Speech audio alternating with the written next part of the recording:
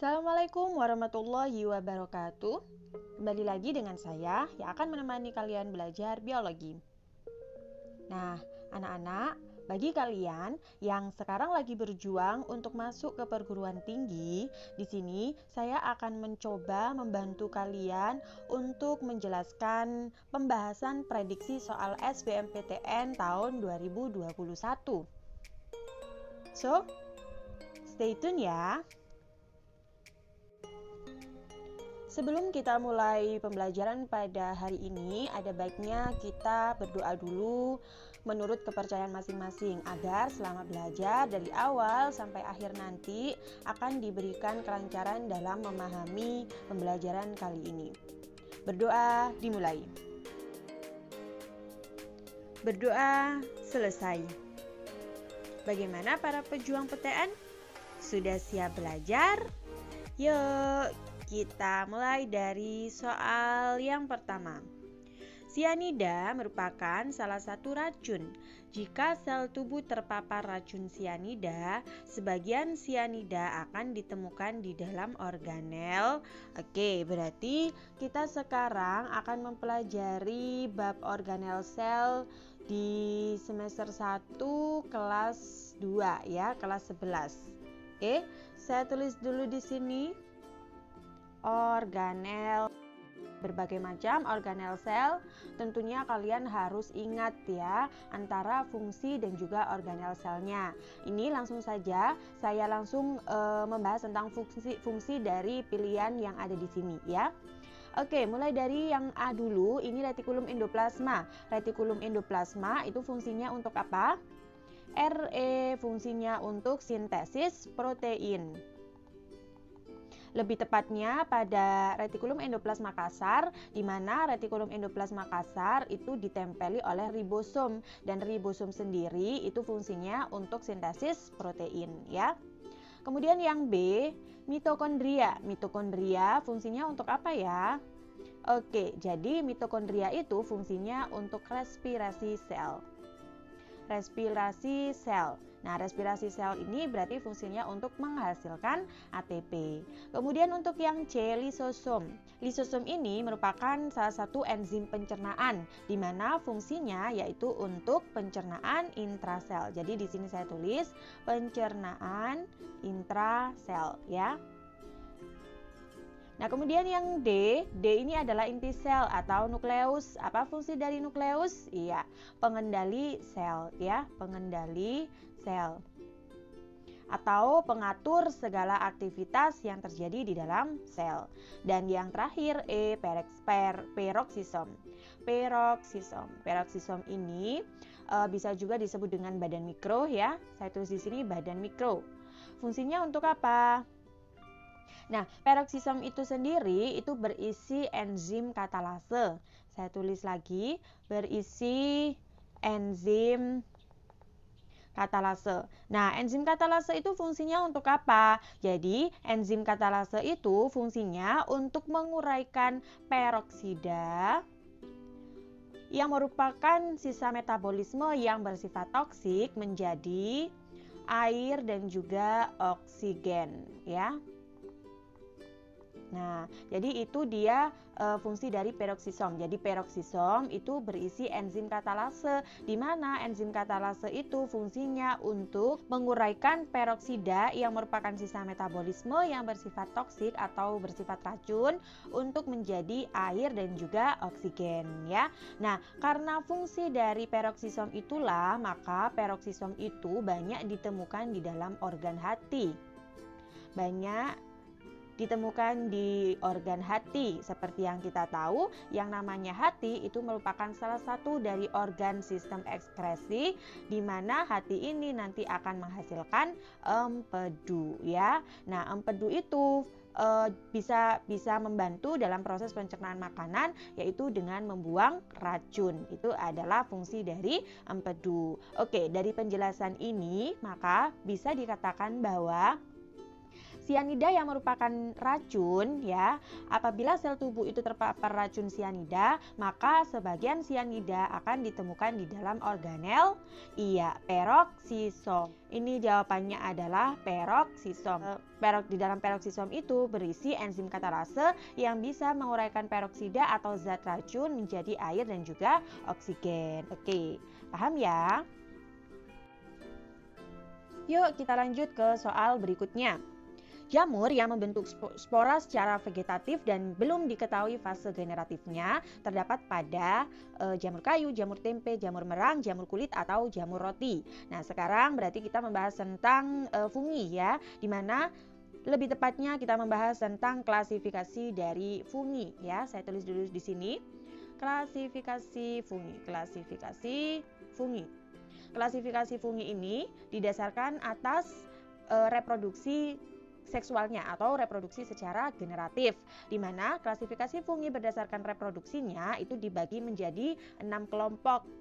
Yang pertama yaitu Deuteromycota ya. Deuteromycota ini merupakan kelompok jamur yang belum diketahui reproduksi seksualnya atau reproduksi secara generatifnya. Nah, jadi Deuteromycota ini hanya diketahui reproduksi aseksualnya atau reproduksi secara vegetatifnya, yaitu dengan Conidia. Jadi Deuteromycota belum diketahui reproduksi seksualnya. Oke, nah bila mana ketika suatu saat nanti salah satu dari anggota Deuteromycota ini ditemukan atau diketahui reproduksi seksualnya, maka nantinya akan dikelompokkan ke dalam kelompok fungi yang lain yang sama terhadap reproduksi seksualnya. Nah, kelompok yang lain itu ada apa saja? Nah, berarti yang kedua ini Chytridiomycota ya. Jadi Chytridiomycota. Chytridiomycota ini reproduksi seksualnya dia menghasilkan zoospora ya. Jadi dia menghasilkan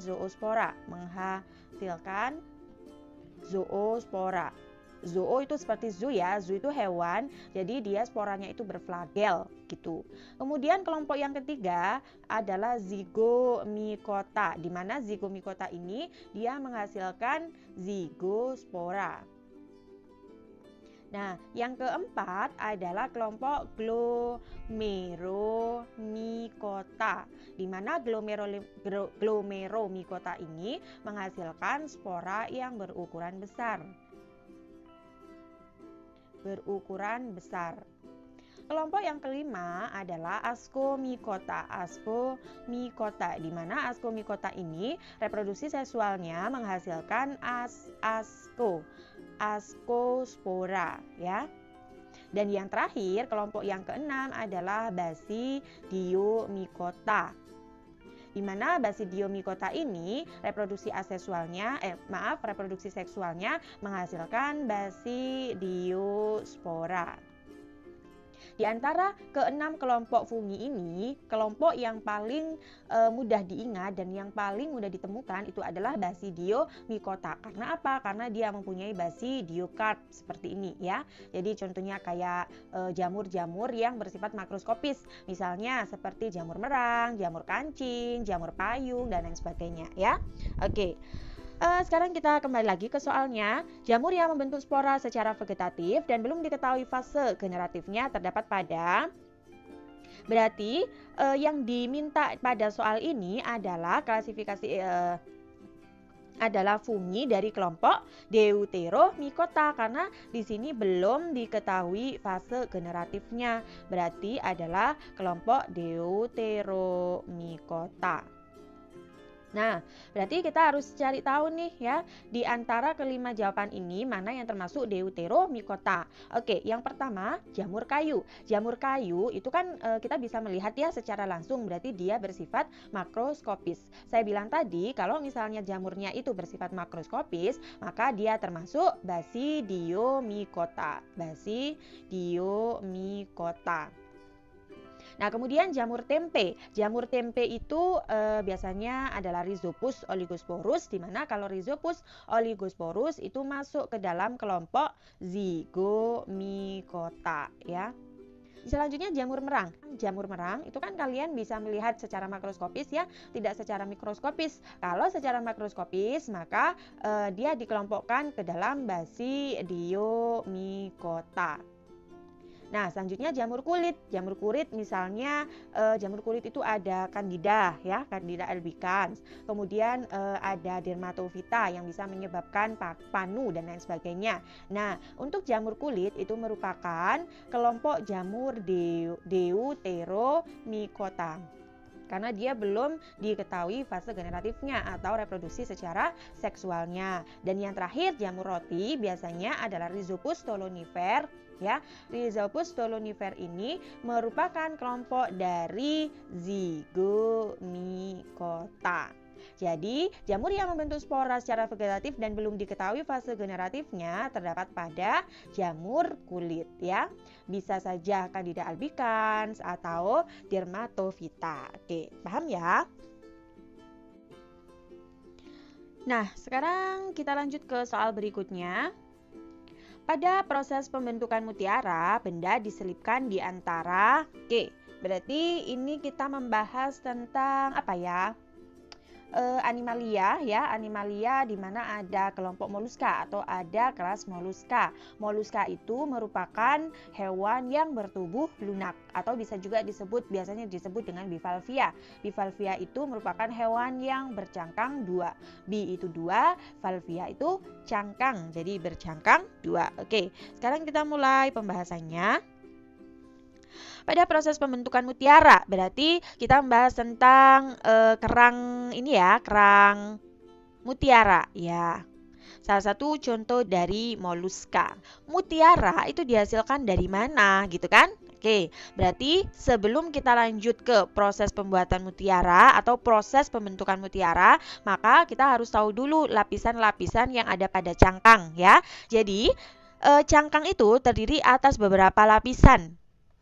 Yang pertama adalah lapisan periostrakum ya. Periostrakum ini merupakan lapisan terluar. Kalau lapisan terluar berarti fungsinya untuk pelindung cangkang ya. Nah, periostrakum ini berasal dari zat kitin sehingga dia kuat ya. Kemudian lapisan yang kedua adalah prismatik. Prismatik ini merupakan lapisan tengah dari kerang ya. Prismatik itu sendiri merupakan sel-sel yang berbentuk prisma atau lapisan yang berbentuk prisma yang terbuat dari kristal kalsit ya. Kemudian yang ketiga ada nakreas. Nah, nakreas itu biasanya juga disebut dengan lapisan induk mutiara, di mana lapisan nakreas itu biasanya sangat tipis ya dan bisa membentuk warna pelangi. Jadi kalau misalnya kita membuat kerang ya, walaupun bukan kerang mutiara, kerang apapun itu, kalau misalnya kita melihat seperti warna pelangi, maka itu karena adanya lapisan nakreas ini ya. Gitu. Nah, setelah lapisan nakreas ini ada yang disebut dengan mantel. Mantel itu terdiri atas sel-sel nakreas ya. Jadi mantel itu merupakan sekret dari mantel ini nantinya akan membentuk lapisan nakreas dan juga membentuk mutiara. Jadi mantel ini nantinya akan bisa membentuk lapisan nakreas ya, membentuk lapisan nakreas dan membentuk mutiara. Nah, ini adalah membentuk mutiara. Ini adalah lapisan-lapisan cangkang kalau dilihat secara melintang ya. Nah, kemudian sekarang kita masuk ke cara pembentukan mutiara. Pembentukan mutiara. Bagaimana sih mutiara itu bisa terbentuk gitu ya?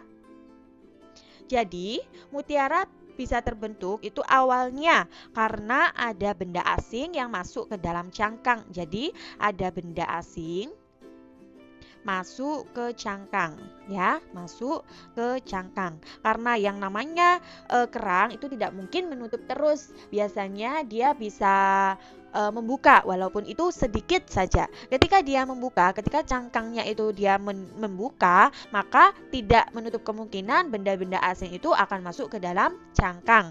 Entah itu berupa pasir atau mikroba-mikroba laut ya. Nah, kemudian benda asing ini nantinya akan membentur mantel ya. Jadi ada pada mantel. Karena seperti yang saya bilang tadi, yang namanya mantel itu dia bisa membentuk lapisan nakreas gitu ya. Dia bisa membentuk lapisan nakreas, membentuk lapisan nakreas. Maka lama-kelamaan lapisan nakreas ini nantinya akan melingkupi benda asing ini gitu ya. Lapisan nakreas itu akan melingkupi benda asing tersebut,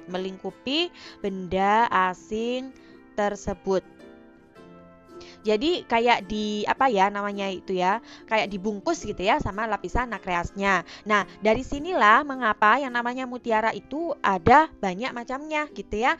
Ada yang warna pink, ada warna putih, ada warna ungu, biru dan lain sebagainya. Itu berdasarkan lapisan nakreas yang melingkupi benda asing tersebut gitu ya. Nah, benda asing yang dilingkupi sama nakreas inilah yang nantinya akan menjadi mutiara yang biasa kita kenal itu gitu. Itu adalah proses pembentukan dari mutiara. Jadi, dari keterangan ini, pada proses pembentukan mutiara, benda diselipkan di antara apa? Antara mantel dan juga lapisan nakreas. Berarti jawabannya adalah yang C ya. Di sini dikatakan nakreas dan mantel. Oke. Paham ya? Oke, kita lanjut ke soal berikutnya. Kawasan yang telah mengalami polusi udara yang parah tidak akan dijumpai lichen atau alga hijau atau alga biru atau lumut atau paku. Oke, jadi kawasan yang telah mengalami polusi udara tidak akan dijumpai yang namanya, langsung saja ya saya jawab, tidak akan dijumpai yang namanya lichen. Kenapa? Lichen itu merupakan, saya tulis di sini ya, lichen itu disebut juga dengan lumut kerak. Lichen atau lumut kerak. Nah, lichen itu sendiri merupakan simbiosis antara jamur dan juga ganggang hijau. Jadi, dia itu merupakan simbiosis antara ganggang hijau dan juga jamur ya. Ganggang hijau dan juga jamur. Contohnya lichen itu ada banyak sekali. Salah satunya ada yang namanya usnea sp. Nah, usnea sp ini bisa dijadikan indikator polusi udara.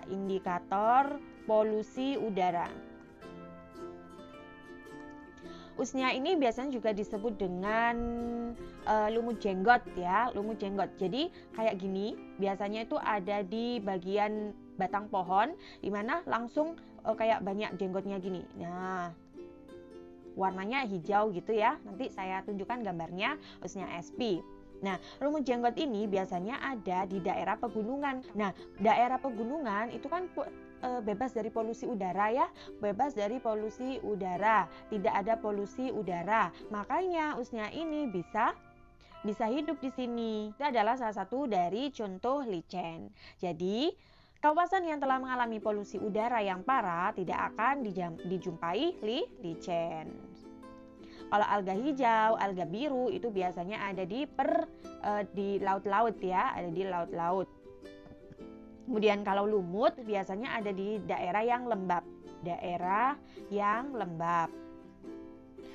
Paku pun juga demikian ya, biasanya juga ditemukan di daerah yang lembab. Oke, paham ya?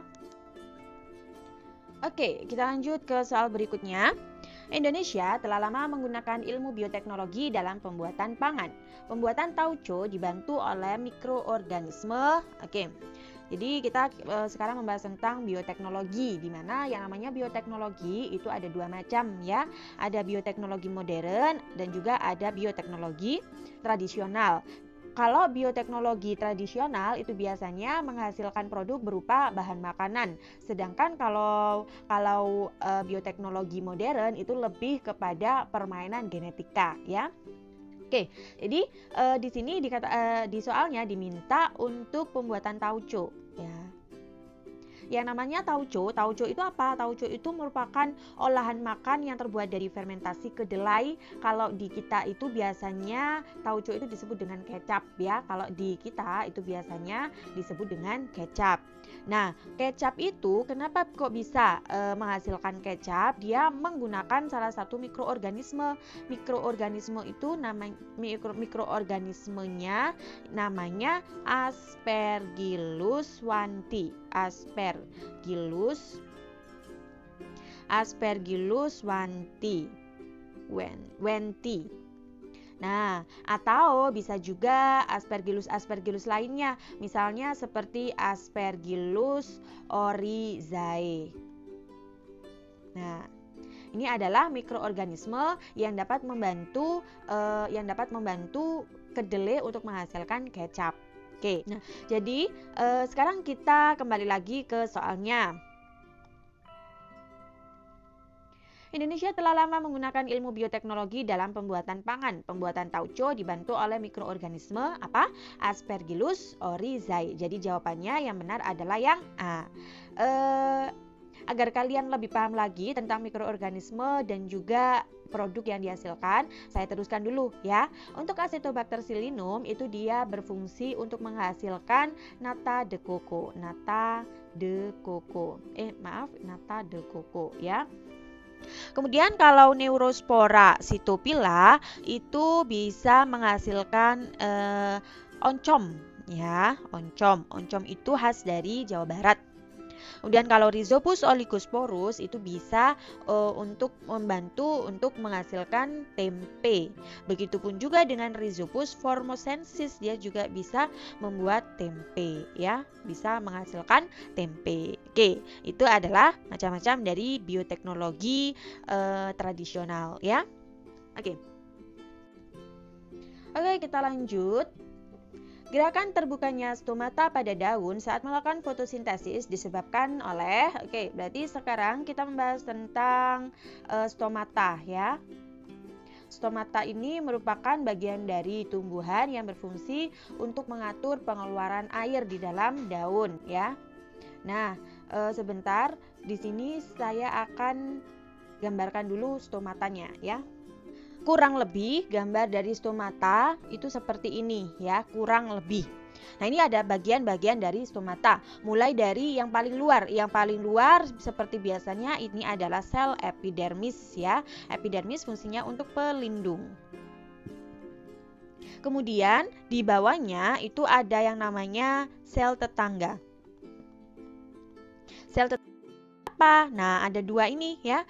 Dua ini merupakan sel penjaga atau sel pengawal, dan yang paling tengah ya itu adalah por atau celah.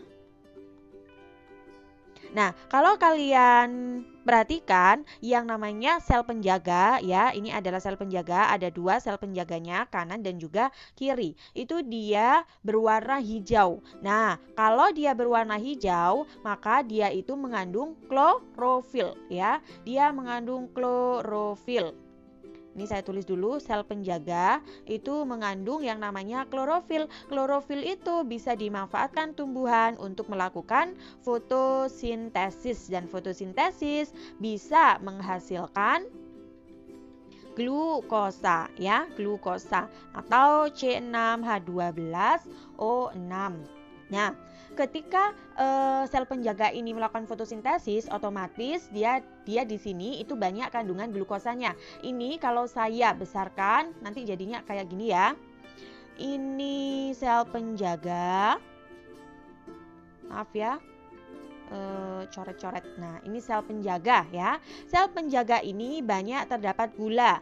Gulanya tinggi. Kalau gulanya tinggi di dalam sel penjaga ini, maka otomatis air yang ada di sel penjaga itu rendah. Kalau air di sel penjaga ini rendah, di sini kan ada sel tetangga ya, sel tetangga dari sel penjaga. Sel tetangganya itu airnya tinggi daripada kadar gulanya. Maka kalau sudah seperti ini, kalau kalian masih ingat peristiwa osmosis, di mana osmosis itu perpindahan pelarut dari konsentrasi pelarut yang tinggi ke konsentrasi pelarut yang rendah. Maka apa yang terjadi? Yang terjadi adalah air di sel tetangga ini nantinya akan masuk ke dalam sel penjaga ya. Nah, air yang masuk ke dalam sel penjaga ini mengakibatkan air di sel penjaga akan tinggi. Kalau air di sel penjaga ini akan tinggi, maka apa yang terjadi? Yang terjadi adalah tekanan turgor di dalam sel penjaga juga naik. Tekanan turgor sel penjaga akan naik. Nah, kalau tekanan turgor sel penjaga itu naik atau tinggi, maka stroma itu bisa membuka. Stroma bisa membuka. Stroma itu adalah por ya. Por ini bisa disebut dengan celah atau juga bisa disebut dengan stroma. Gini ya. Nah, tekanan turgor, kenapa sih kok stroma kok bisa membuka ketika tekanan turgor sel penjaga itu naik? Jadi gini, ketika tekanan turgor sel penjaga itu naik, air di dalamnya itu kan tinggi. Nah, air yang di dalamnya itu tinggi akan mendorong membran sel ini, membran sel ya, membran sel dari dinding sel ini akan mendorong membran sel dari dinding sel sel penjaga ini. Akhirnya stromanya terbuka gitu. Nah, dari keterangan yang saya berikan, maka gerakan terbukanya stomata pada daun saat melakukan fotosintesis dapat disebabkan oleh apakah yang A, kenaikan pH plasma sel daun? Tidak ya, karena ini tidak berhubungan dengan pH. Kemudian yang B, kenaikan kadar gula pada plasma sel pengawal. Memang benar kadar gula pada plasma sel pengawal itu tinggi karena dia melakukan fotosintesis, tapi bukan itu penyebab dari terbukanya stomata ya. Jadi kurang tepat. Kemudian yang C, penurunan pH plasma sel pengawal stomata. Lagi-lagi di sini membahas tentang pH. Di sini tidak ada hubungannya dengan pH. Kemudian yang D, kenaikan kadar air pada plasma sel pengawal. Nah, ini dia jawabannya. Karena apa? Karena adanya tekanan turgor dari peristiwa osmosis yang terjadi pada sel penjaga dan juga sel tetangga. Dan yang E, terjadinya pelepasan oksigen dari daun, ini salah. Jadi jawabannya yang benar adalah yang D. Oke, sampai di sini paham ya? Oke, mungkin itu saja yang bisa saya sampaikan pada video kali ini. Terima kasih atas segala perhatiannya. Mohon maaf apabila ada salah kata, salah penjelasan, atau salah tulisan. Apabila kalian suka pada video ini, silakan like dan share ke teman-teman kalian agar bisa bermanfaat lebih banyak. Saya akhiri, wassalamualaikum warahmatullahi wabarakatuh. Sampai jumpa pada video pembahasan SBMPTN selanjutnya ya.